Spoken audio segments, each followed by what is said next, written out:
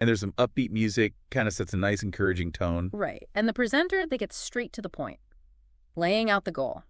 Learn English cooking vocabulary. 50 words or so, yeah. 50 plus words and phrases while showing you how to make this soup. And actually really useful for learners, there's a free PDF guide you can download. Oh, that's smart. That PDF is probably a great reinforcement tool.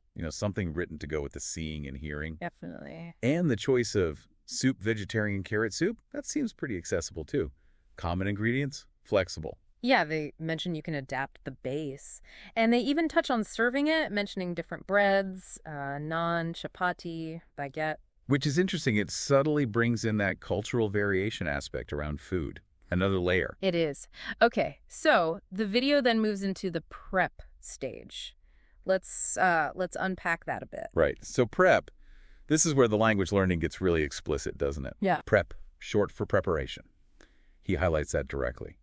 It's a good example of how everyday shorthand, becomes part of your vocabulary. And the visuals here are so important. We see him putting on an apron.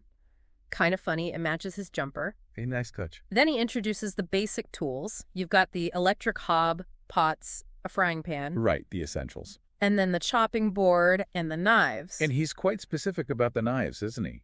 He mentions a chopping knife, a cleaver, which he notes is sometimes called a Chinese chopping knife. Right. And says he prefers a more classic one. Then there's the paring knife for smaller jobs, and of course, the peeler. Which we see him use pretty quickly. This detail must help learners build, a more precise vocabulary. Definitely. Right. Which leads us, I suppose, to the ingredients for the soup itself. Pretty standard stuff. Onion, small potatoes, carrots, and leek.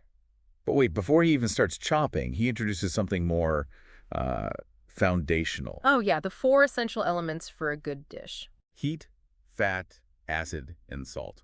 It's interesting how he weaves these bigger cooking ideas into the language lesson. And he gives concrete examples for each, which is helpful. Heat, obviously from the hob. Salt, he shows Himalayan pink salt. Which is a specific choice, yeah. Acid could be balsamic vinegar, cider vinegar, wine even.